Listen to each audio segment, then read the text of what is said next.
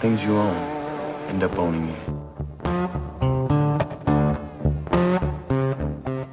So originally you're from New York City or where? New York City. Yeah.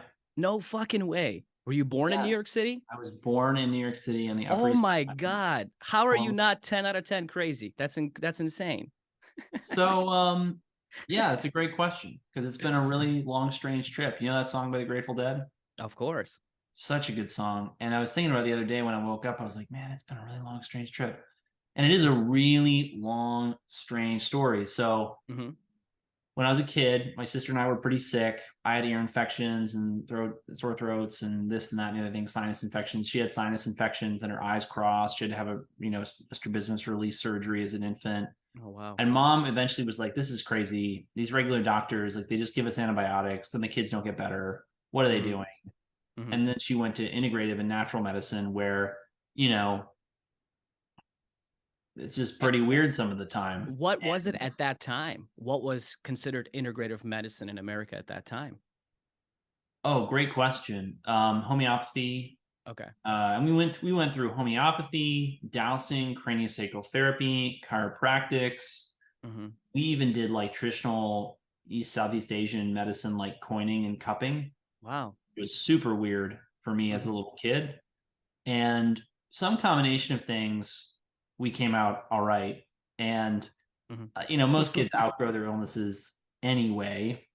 And, we went on to have pretty normal standard run of the mill like teenage lives, and then college, and in high school I got really interested in health and wellness because she kept taking us to different people almost for no reason. And one of them became my mentor. He was a naturopath, self-trained, self-taught, very much like one of the people you would see on social media today, just like talking about just weird stuff like herbs, coffee enemas. Hmm. If he was around today, and I don't know, he's I think he's alive, but he's not. We're not in touch anymore. He would Hmm. be like talking about all the stuff that we talk about. But Hmm. you know how some people just talk and they just kind of make stuff up. Yeah. He Oh kind yeah. of did a lot of that. Yeah. And Yeah. as I Yeah. got older, it was like this. It just doesn't seem So right. I've had a similar journey as you, like I've gone to like chiropractors and they're like, well, we're Yeah, just gonna pop this, adjust this, and your left hemisphere is gonna turn on, and and you're like, wait, what? Is it turned off? So I know what you mean. but the thing about that is that you can get unbelievably good results through that, either through some stuff that we still don't understand Hmm. and through the placebo effect, right? So Hmm. I realized a lot of people are coming to me more than anything to be heard and to get some genuine empathy. And I didn't understand that when I decided to become a doctor. They Hmm. don't talk about that in medical school. They are totally focused on here's the algorithm and this is this part of the algorithm, this is the other part of the algorithm, and Hmm. we'll punish you if you don't follow the algorithm, this whole thing. Hmm. And so anyway, that mentorship later ended when I was almost done with my training, but he pushed me to go through med school and residency and the whole thing. And I just really could see that there was value in natural and integrative medicine. And then I obviously saw and realized the value in conventional medicine. And I Hmm. just went through a lot of training in both worlds and with a very jaundiced, skeptical eye, knowing that a lot of it was total and complete hooey. And that, to be honest with you, is okay. Everyone Hmm. can make mistakes, everyone can fall for nonsense.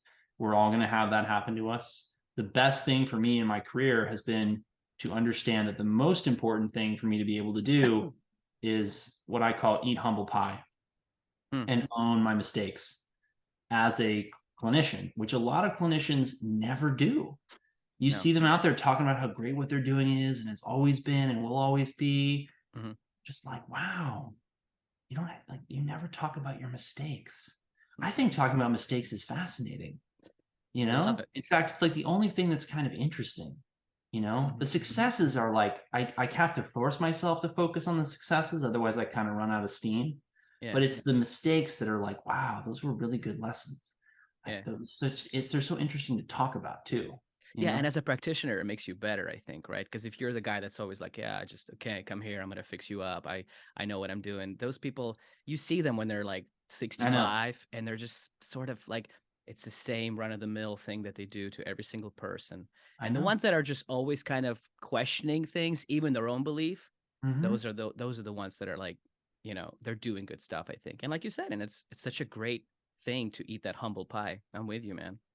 But humble pie is funny, right? It's the kind of Hmm. thing you make on Sunday, and you're like, I'm gonna have this throughout the week, and I'm making just enough, and then, it gets kind of pushed to the back of the fridge, and you're like, oh, that humble pie. Well, not right now. I think I'm gonna have some ice cream right now. Oh, Yeah, and yeah. I'll have it on my friend, Wednesday. my Yeah, friend yeah. just asked me to go out to dinner. I'm gonna go out to dinner, and then like Friday comes around, that humble pie, it smells a little funny. Hmm. But you have to eat it because you made it, or maybe you Yeah. throw it out. But if you throw it out, you regret it later.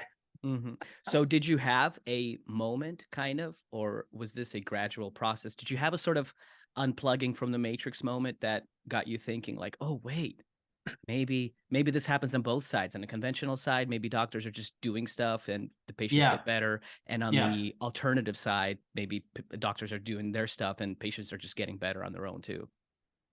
Definitely, yeah. And a lot of it, I'll never forget the day in residency where one of the physicians who I respected the most, he told us this funny saying. He said, when I was in residency, they taught me this.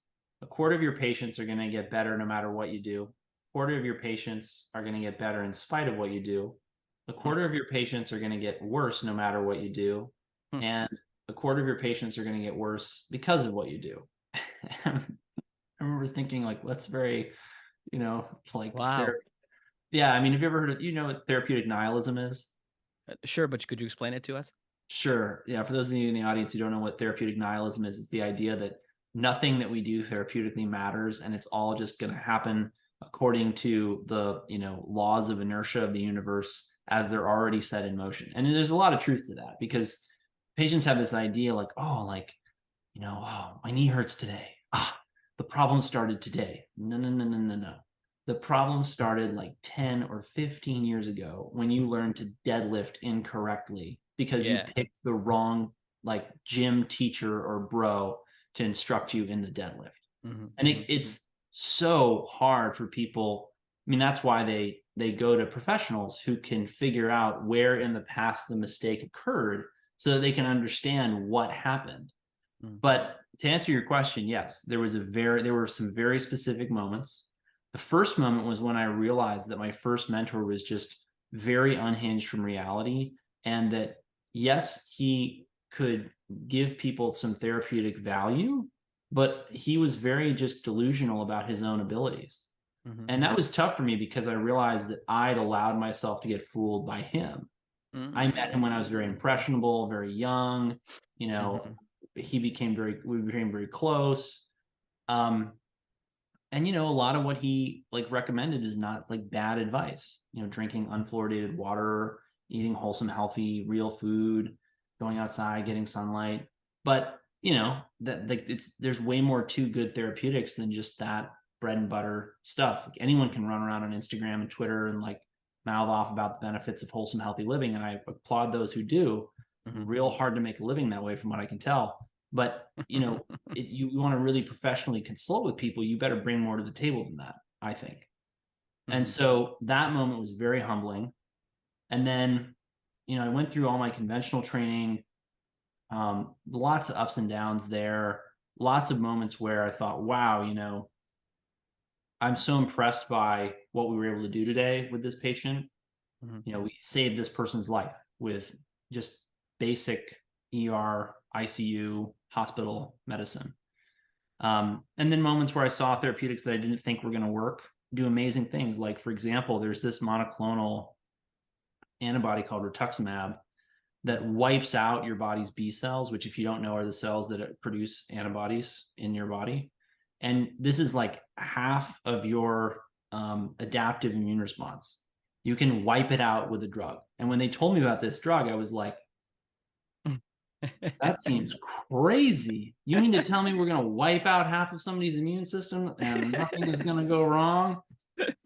It's like, imagine someone comes to like the president of a country is like, hey, listen, we're going to scrap your entire Navy and everything's going to be fine. We're gonna be all It's right. like, are you sure? Like, no one's going to show up and like, Uh-huh. I don't know, jack the presidential yacht or I don't know, steal some important infrastructure. Like, then we can't do anything about it. I don't know. So, there's little moments where like that where I'm like, wow, that therapeutic is awesome. Like, if I had that cancer or that chronic disease, I'm like, I would totally go with some allopathic options for that. And then of course there's moments where it's like, wow, our treatment for that is terrible. I would never do what they're telling the patients to do. So how was that? How was that? So you were already sort of questioning these things as you're going through your training and stuff. How? Well, that was the toughest thing psychologically for me to deal with was the Yeah. fact that my mentor was a naturopath. And I told him, I said, look, I think I want to go to naturopathic medical school. And he said, none of the ones in the United States are worth it. And you come out with no real licensure to do anything. That's then. Is that now? Because, okay, that's what I was going to The say. That's because it was naturopaths then, have that's how it was. Because now it's like tooth and nail. And they've got some states in which they're basically on par with physicians, at least in primary care. Arizona being one of them. I think California is Yeah. sort of some areas. In Washington and Oregon, I think. Mm-hmm. So then I in some respects, I wish I'd gone to chiropractic school because the physicians I get along with the best are the chiropractors. But, and I see your face. I know what you're thinking. Because the reality is like a lot of what the chiropractors talk about and preach doesn't make sense to me with what I know about the human body, which isn't to say that there's not therapeutic value in going to a chiropractor. Like some of my closest friends are chiropractors, some of my favorite patients are chiropractors.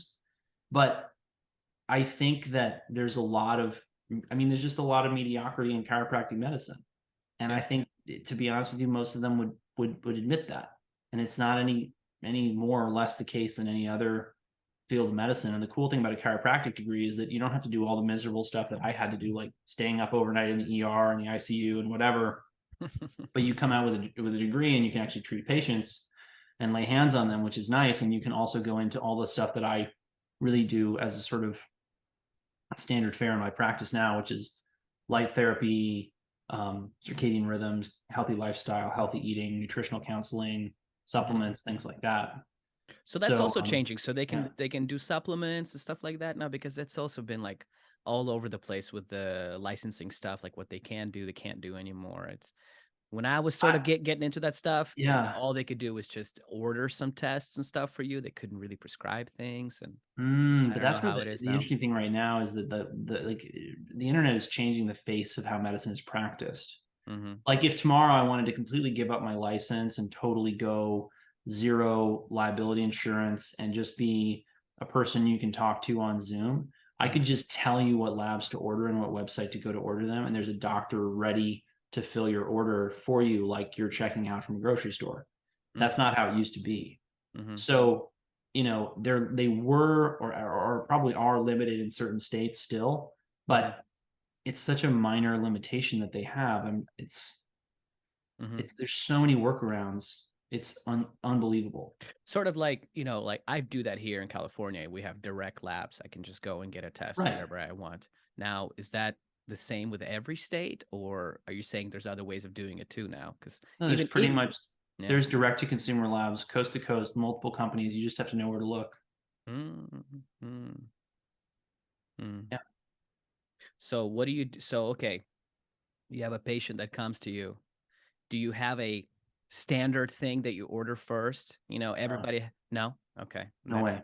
That's very refreshing to hear.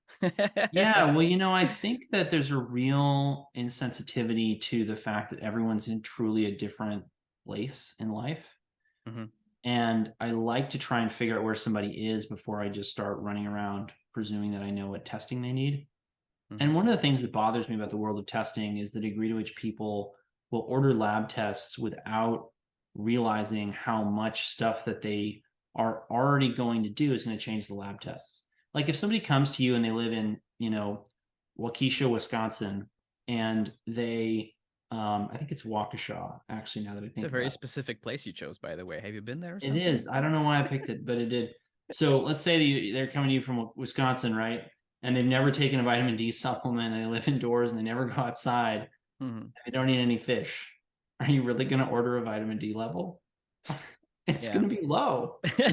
Like, there's no suspense here. It's going Okay. to be low. So don't order it.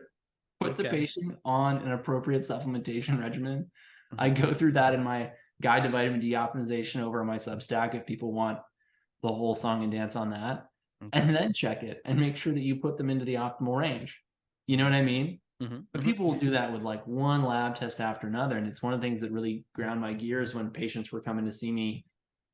Like, I used to just take, anyone who wants to schedule with me, just go ahead, book my calendar. Mhm. And part of the problem was people would say, well, I want to do labs first. And I said, no, I need to really get to know you first. And they say, yeah, but getting to know you is expensive. And I'd rather just skip to the labs part. And I'm like, okay, I kind of get that. All right. I respect that. But that's why I created a different system in my practice where now, for example, we do group coaching programs where I can kind of get to know them and their situation, their context, because so much of getting well is actually being coached. It's being coached into a better frame of mind, a better daily routine, a better, it's like ridiculous the amount of I would just almost argue it's more that, just like with physical therapy. It's not 100%. it's not Yeah. me giving you 3 exercises to do 3 times a week. It's really like figuring this thing out, like you said, getting to know you, getting you in the habit of thinking about these things sometimes, as uncomfortable as it may be for some people, which is kind of crazy that we're at this point where people are uncomfortable to even think about their own bodies, right? It's just like, yeah, just give me the thing. Just give me I this, don't like, think though that this is like a new problem. yeah, I agree with you. I I think agree with it's you. just part of the human condition. People are Yeah. very focused on what they get used to focusing on. Mhm. And then when illness appears, which is really the body trying to get their attention about something that's wrong with what they're doing or how they're doing it, Mhm. there's a reluctance to look at the thing they don't want to look at. Because there's so many emotional dimensions to why we do what we do. It's funny to go back to the knee pain deadlift strategy um, analogy that I used earlier. People have all these emotions about the things they do and the way that they learn them, and they may have this really strong attachment to that guy who taught them to deadlift wrong, and it just really bothers them that he Mhm. could have been so incredibly wrong. And so they Mhm. just don't want to look at it. It's like the humble pie that they don't want to eat at the back of the fridge. It's like, no, no, no, we're just going to let it go bad and then throw it out. Yeah. That's kind of what happens with a lot of people with their joints. No, we're just going to, ride it until the bearings fall out and then, get new ones. Right? Yeah, and so it goes, and it's tough. It's tough. So what do you do then? Do you just chat with people, literally have conversations with them? You have a sort of list of questions that you have them fill out and answer, or? Yeah, great question. So at this point, when people, and we're currently like transforming the practice into one that's much more sustainable for people. Most people are, coming into functional medicine, most of the functional medicine practitioners, the model is bill a high amount of time of money per time, have long consultations with a limited number of people. But then anyone who's got even half a brain in functional medicine is good enough to be booked out 3 to 6 months. I mean, Mhm. you have to be really either bad or totally new, like fresh off the functional medicine training pipeline, wherever that is, Mhm. to not be really busy. There's so much interest, so much drive amongst the public to get this kind of care. Mhm. Um, but because of that, it's really hard to take care of everybody. And so what I found is that people started to book further and further out. I couldn't take care of them all. I couldn't answer all their emails. I couldn't answer all their chat portal messages. Hiring, staff is like, what do you have them do? I can't have them answer complex medical questions via email for me so they can help with other things. And then you have to like train them in anything else you want them to do. But basically what I decided to do was to create a system where people could kind of get the best of both worlds. And what they get with the model I created is an annual plan where they have initial intake with my nurse practitioner or PA. Mhm. That nurse practitioner or PA talks to me about the case. I give them an opinion and my impression, my recommendations. They then take that back to the patient. The patient has contact with my nursing staff over the course of the year in between those appointments. It's Mhm. set up for quarterly lab draws for them to go over those one-on-one with the nurse practitioner or the PA. Mhm. But then what really makes it work is that we have group coaching calls that they can book with me whenever is convenient for them. They jump on with a bunch of other people. They get any of their questions answered. And I started to do this when I realized that the vast majority of people are perfectly comfortable about talking about their health and wellness in most respect in front of other people. They don't want to talk about their hemorrhoids or their, bedroom problems amongst STDs. or in front of other people. But the reality with most of those issues is they don't require, some crazy amount of functional medicine knowledge to address, at least in most cases. And so most of the problems that people are dealing with can actually be addressed in group coaching, and they get a ton out of hearing the questions other people ask. Because what I found was 90% of people need to hear 90% of the same stuff to get 90% of the value. And so the group coaching sessions, we just did this with a thyroid program that started in late February or early March, and people just raved about it. And I spent 1 hour with these people going over their comprehensive labs. And what was wonderful about it is that because they'd already done group coaching with me, a lot of the stuff in the labs and a lot of the recommendations I made to them, they either were already on top of it, and I didn't have to spend a lot of time explaining it. So we actually got to really tailor their care to them in a superior way. And they ultimately got way more time, like listening to me, hearing me talk to people who had similar problems to them, similar issues, how to deal with those issues. So everyone's been really, really happy. It's probably the greatest patient satisfaction I've ever had.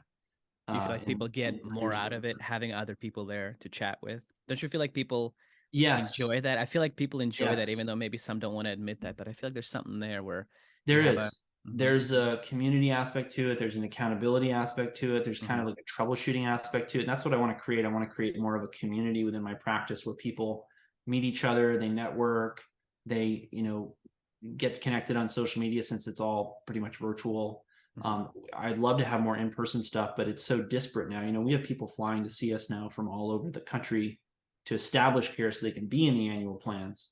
So that's the model I've created. And it's also created around the questions that I found were most impactful over the course of someone's care. So I created a series of questionnaires that really, one of my favorite components of this is the Nematogen questionnaire. Do you know the Nematogen questionnaire? No, I don't. It's one of the only actual well-studied evidence-based questionnaires for a hyperventilation syndrome, which I deal with all the time. And we have lots of people who come in and we will find out that their respiratory rate is, 17, 18, 19 because of their Oura Ring data. And what we find is that people tend to be in a most robust state of health when their respiratory rate is more in the low teens, 12s, 13s type picture. And so I use that as a screening tool to figure out, okay, who do we really need to look at breathing mechanics? Who do we really need to look at, say, bowel function if they're not moving their bowels? That's not on the Nematogen questionnaire, by the way, but there's other questions like how often are you moving your bowels? How much do you drink in a given day? What kind of food are you eating? What's your exercise routine? All the things that I found that frankly I'd missed at some point along the way in some case that later came back to haunt me. Like a patient actually gave me a hard time recently. I emailed him because I was wondering how he was doing. I hadn't heard from him in like a year. And he said basically yeah, I was kind of underwhelmed by your service because you missed like mold toxicity in my building.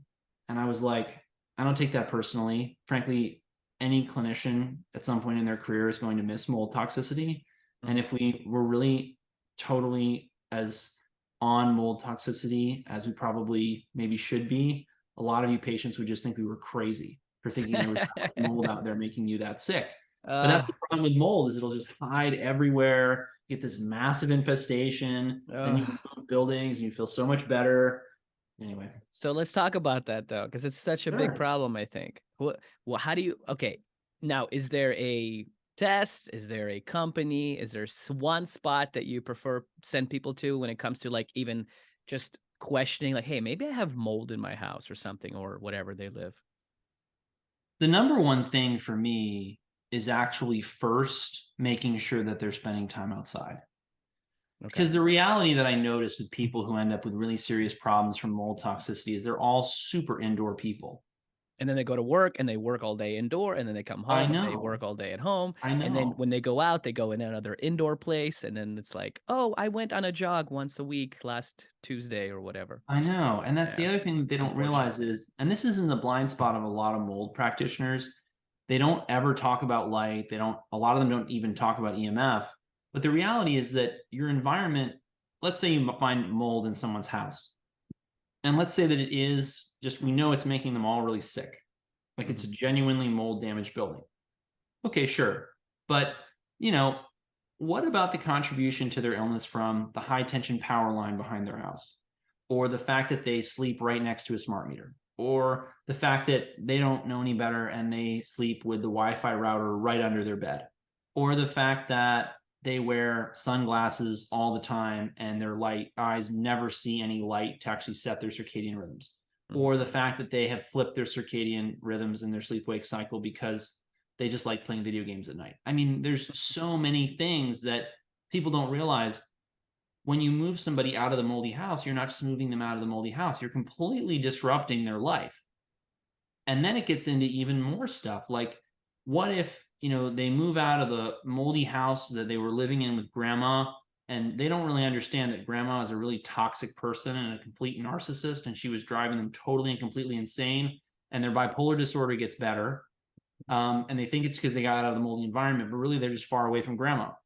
I mean, one of the things that's blown my mind about learning about personality disorders, which is something I've gotten into more over the last year, is that the toxic behaviors of people in the cluster, I think it's cluster B personality disorders, narcissists, psychopaths, and sociopaths, the way they treat other people is literally called crazy making behavior.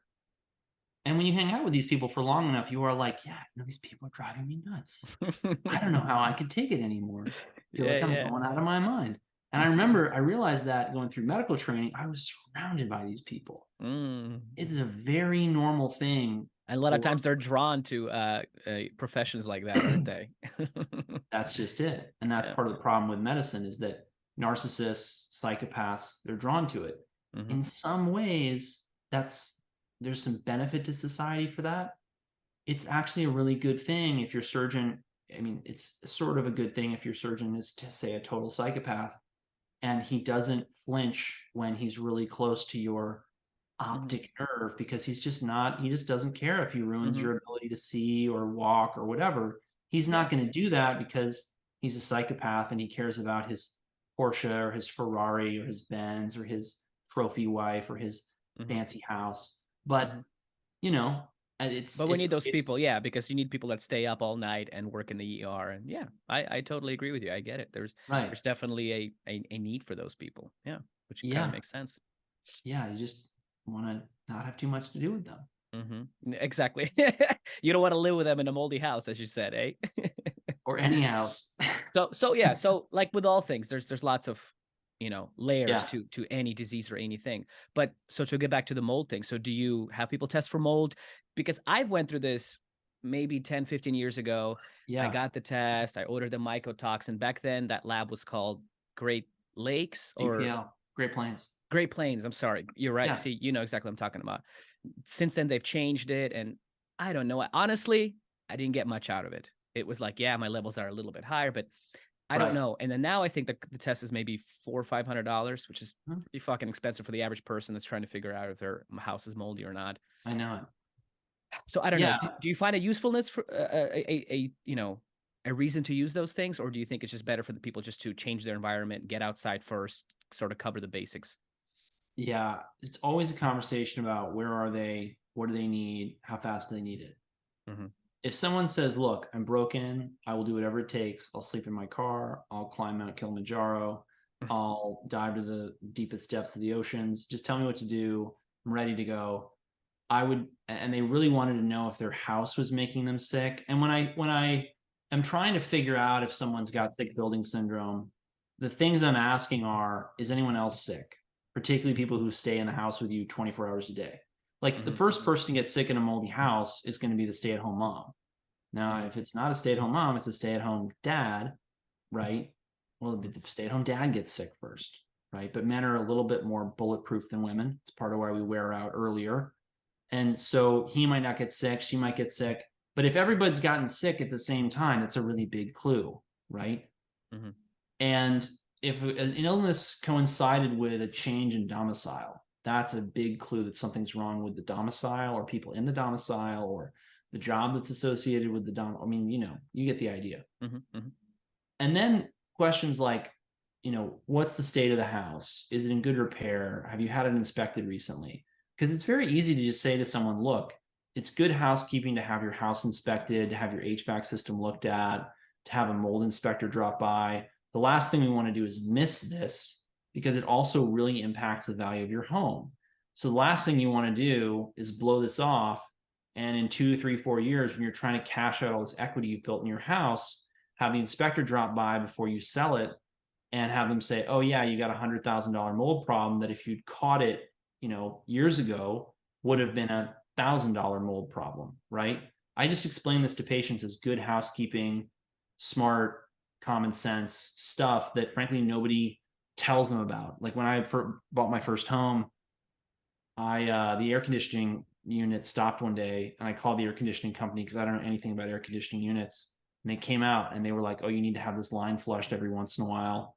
And you just didn't know that. And I'm like, yeah, no one told me that when I moved in here. I just, assumed the air conditioning unit would work forever, I guess. Mm-hmm. And people do that. And if you're doing that right now, it's not a good strategy. And you should probably get your house inspected and make sure that it's not like full of insects or molds or animals that you don't even know mold about. inspector or ERMI test or mycotoxin, all of the ERMI. That's the one. I prefer an actual inspector. Just a whatever city inspector or whatever, whoever you find. Is there a place you find them? There's not a great single service Yes. for way of identifying a good professional. That's a great That's problem. why I'm asking you, because I'm like, I've been there, done that, and I'm like, I don't know. Maybe you know better. People hire 3 different inspectors and have only one of them find the problem. God. So frustrating. It is frustrating, but that's where I start to get into other things. Like, hey, do you feel better when you spend more time outside? Oh, you do. Okay. Well, the other thing about that though is everyone feels better when they spend more time outside. So then the question is, well, is there any way for you to spend more time outside anyway? And so if that's a yes, then great. You can also bring the outside inside. Open the doors, open the windows, create some outdoor or semi-outdoor living spaces, change how you're ventilating your house. Little things like that can make a really big difference. I think that the way, unless people remain really mired in the current stupidity of architectural paradigms, they're going to realize that they need to create healthy homes. There's so many problems with the modern American home from the perspective of how it impacts your health that it is so hard for me to find a house that I even remotely want to live in. I almost would rather live in a vacant lot than the average American home. And people listening to this may be like, really? Like, why? Like, what's so bad? And it's just like, I know too much. The crazy thing is that it's such a bigger problem in America versus in like Europe. Is it? Yes.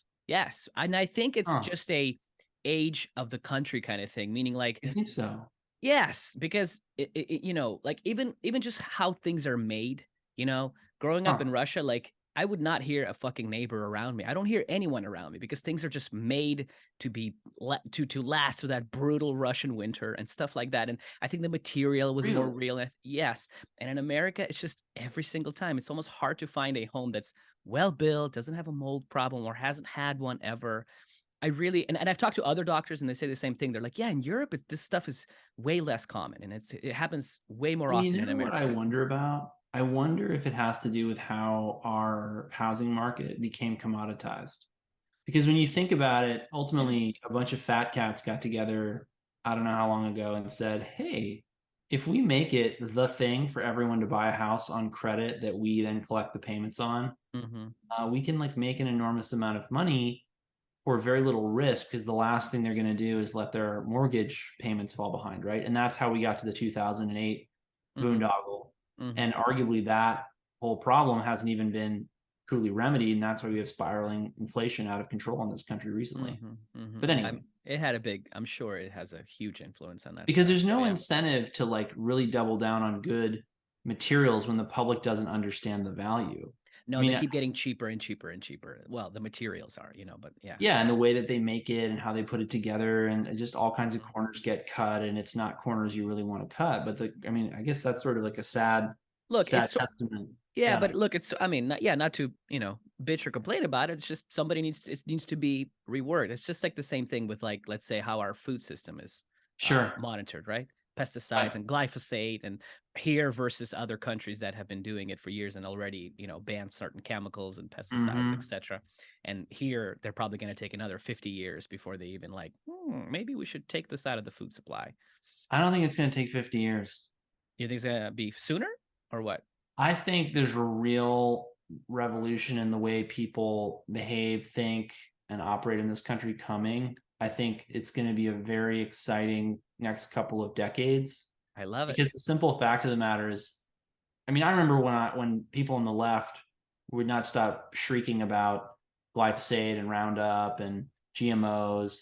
And then, the last 2 or 3 years, like a lot of people in the conservative movement are like, hey, wait a minute, like the same people telling us we all need to take the same medication are like also the major shareholders of the company that's growing our food.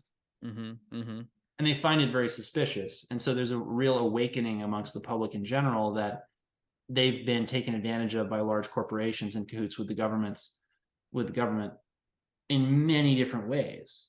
So, I mean, more and more people are interested in what I'm doing as a functional medicine doc, a natural medicine doctor, whatever you want to call it. I think my business card actually says natural and holistic medicine, but however you want to brand it, because ultimately those are just branding terms. People want something that's sort of like old fashioned in a way that's kind of new fashioned. They want like the old timey country farmhouse that's made with an understanding of modern circadian biology. Yeah. You know what I mean? And I maybe know I'm what just you mean. speaking I for love myself. that. I mean, that's what I want. No. I think it's coming, but It's I coming. just don't know. I'm hoping. I'm It's maybe I'm being a little bit. Do you feel like the last couple of years had something to do with that too? I feel like that. 100%. Yeah. Things just got too crazy. This is like that Yeah. moment in the at 2:30, 3 o'clock in the morning when the party just got a little bit too off the hook and everyone's like, whoa, wait, hang on a minute. We were all just having a good time 30 minutes ago, and then things got really weird. Can we get back to just having a good time? Yeah. Who knows what's going to happen with all that, but that's what we're trying to create what I'm trying to create in my practice is a practice where people get really great medical care. It's not the traditional stuffy, overbearing, insufferable medical model and paradigm, and you get really cutting edge information that's also looking back at what's most important historically. Like a magnesium test, a serum magnesium test is a really simple test. It's one of the oldest tests we have in medicine, but it's actually one of the tests that tracks best with your risk of death. And yet most doctors are not running it on a regular basis for their patients. We run it, I'll run it every quarter until we get it into a good range because I want to know where it is. And the same thing with things like vitamin D or high sensitivity CRP. If you need them, your hormone levels, which, I had such a funny story come to me from a patient recently. He went to his doctor and he said, I'd like to have my testosterone checked because Dr. Stillman recommended it. And I want to see if my insurance will cover it. And the doctor says, well, I don't think you need that. And he says, look, I know that you may think that, but I really want to check it. And the doc says, well, your insurance may not cover it. He tries to like stop him. And he says, look, I don't care what it costs. I don't care if insurance doesn't cover it. Just please order the test for me. And his testosterone comes back low. And then and the doctor has the gall to come back to him and say, well, it's a good thing we decided to check your testosterone. And he's like, I think you mean it's a good thing that I insisted that you order the testosterone test. Jesus and then Christ. he goes back to the guy because he's like, well, we got to confirm that your testosterone is really truly low. And so he goes back to him and they retest it, and sure enough, he's low. So it's a real case of actual low testosterone levels that just slipped completely past the medical paradigm. And so we're just trying to be the answer to that. Now, do you think, how is that? Do you think those sort of guys like that, this doctor that you're talking about, do you think they are going to listen and slowly change? Or do you think there's just going to be a whole new, maybe more people will create sort of a whole system like you have? Have you ever heard what Max Planck said about how science progresses? Not sure. You know who Max Planck was? It sounds familiar, but Nobel laureate in physics. Right on alongside like Einstein and Niels Bohr and all the other greats of quantum physics in the 1920s and 30s. He said, and I'm paraphrasing, he said, science does not progress because old scientists are proven wrong and admit their mistakes. It progresses because old scientists die and are replaced by young scientists who are familiar with new ideas. Mm. So that's sometimes shortened into science advances one funeral at a time. I've Which heard is that. why I've I heard find, that. yeah, which is why I find the phrase "the sciences settles" to be absolutely so hilarious. I mean, the science is just waiting to be like buried so that new paradigms can replace it. That's literally what's going on. Mm-hmm. But do you think, as far as the entire medical system, you think that's going to start changing, or is there a way to change it, or is just going to be a new system that pops up? It's because it's such a, as you know, complex and just insanely The word fucked you're up. looking for Yeah. is well, do you know the word you're looking for? The word you're looking for is Byzantine. Byzantine. There you go. That's great. But do you realize the Way more irony clever. Yes. of why that word is apropos of the current medical system? I mean, the Tell us why. Byzantine Empire was literally the rump empire of the greatest empire of the ancient Mediterranean world, I think.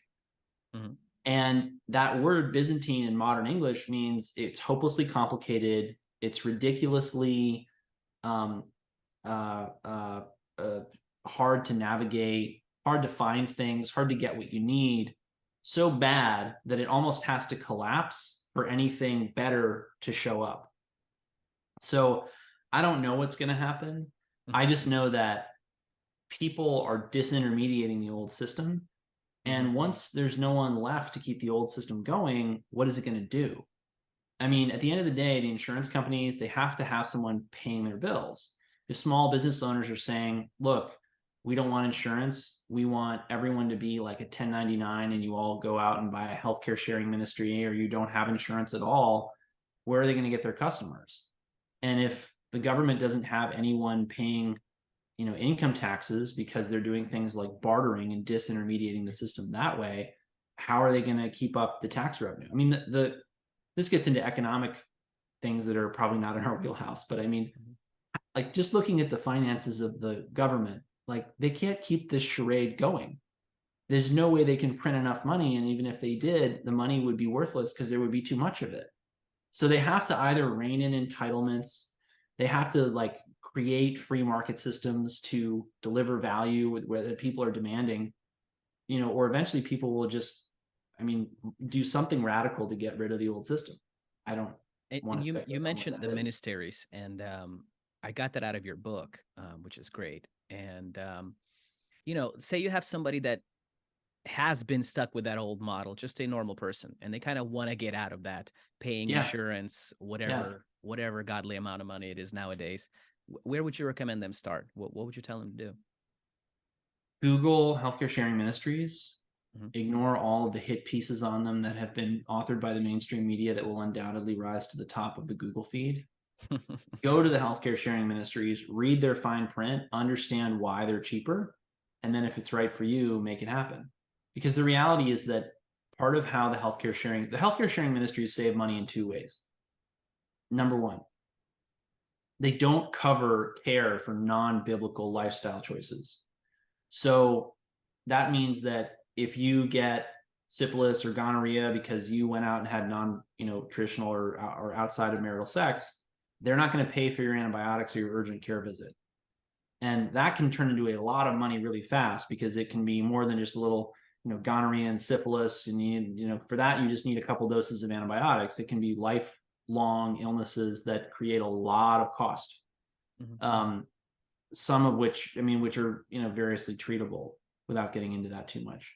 But there's other things that are, like, for example, excessive alcohol use. Like if you go on a bender and you wind up in the ER and they have a $250,000 hospital bill because during your bender you had a complex facial laceration, you had to have the plastic surgeon come stitch you up, and you had to be in the ICU because you injured your airway and you couldn't breathe right. I mean, they might not pay for that. I would read the fine print and make sure what their status was on that, because I don't know. And they're all going to be different. But that's one of the ways they save money. The other way they save money is they just go to the hospital and they just say, hey, listen, guys, we don't have that much money. So do you want to get paid today, or do you want to like drag this out and maybe make us go bankrupt and then you get nothing? And the hospitals are like, well, when you put it that way, I guess we'll just take the money that you got now. And that's part of why when people come out, I love people, but Americans are really funny in the sense that they've forgotten that everything in life is a negotiation. You go to the third world and you tell somebody what your rates are, they'll be like, oh yeah, listen, can I get a discount? In America, people are like, well, you can't do that. Like, imagine going to Starbucks being like, hey, listen, that latte, it looks real good, but I only got $3.50 and that's $4.55. Can you cut me a deal? Like, it just doesn't happen, right? Right. But you can do that with the hospital. You can do that with the urgent care, because at the end of the day, the guy running the urgent care in the hospital is like, wow, like, we got to make rent. We got all these expenses. We got payroll. These insurance companies, they're paying us like 3 months in arrears. And they're You're taking gonna have to take out another like small business loan, which is going to cost us an arm and a leg because of the interest rates. So they want to cut deals to get paid today for work they did and money they spent weeks ago. And as soon as the consumer realizes that, it's like, this $5 Tylenol, what if I offer them 5 cents? And then you get them to take your offer of 5 cents, and you're going to think, what if I'd offer them 1 cent? Would they have taken that? I think, and so Peter, Peter Attia, that doctor. Yeah. What about him? I think he just posted a thing. He took his son to the ER. I think he was like having breathing problems, and they just ran a standard blood test. I know, right? I think gave him some antibiotics. You know how much they charge him? $6,000. $6,000, dude. It's just like $6,000 for just running. Ugh.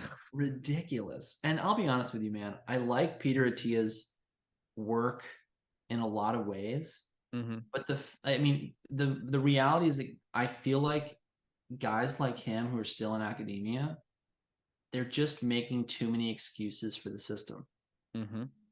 And I can't sleep at night in that system. It's too bad. It's too toxic. And it really bothers me how none of them are out there saying, we need to let people be free. We need to let them make their own decisions. We need to deregulate the market and let it sort itself out. It'll be fine. Freedom is good. Liberty is what this is really fundamentally a problem of. But man, there's just a lot of comfortable people in the healthcare system at the top of that Byzantine structure, making a lot of money and enjoying a lot of success and a lot of clout, and not talking about how, because the simple reality when I look at the economics of my practice is we can take phenomenally good care of people for like $1,500 to $2,000 a year for the whole family. And people are like, how are your plans so cheap? And I'm like, because I set it up in a smart way and I'm not price gouging all of you like literally everyone else is. And that's how I keep it cheap. And it's possible. I mean, that's the crazy thing about healthcare and wellness, is that every other thing in a capitalist economy gets cheaper every single year. Like, you get a better phone for the same price because it's better. And the old phone that you wanted is literally so outmoded that you can't buy it because it would be too cheap and no one would make any money off of it. Healthcare is the opposite. And that's the thing, is if you just unleash the forces of the free market, it'll all sort itself out. Love what you're saying, man. I love what you're saying. I know you're short on time, so we're gonna have to cut this, right? You got stuff to do. I gotta run. Maybe we'll do this again another time. Thank you so much. I would love to, man. Great seeing you. You too. Things you own end up owning you.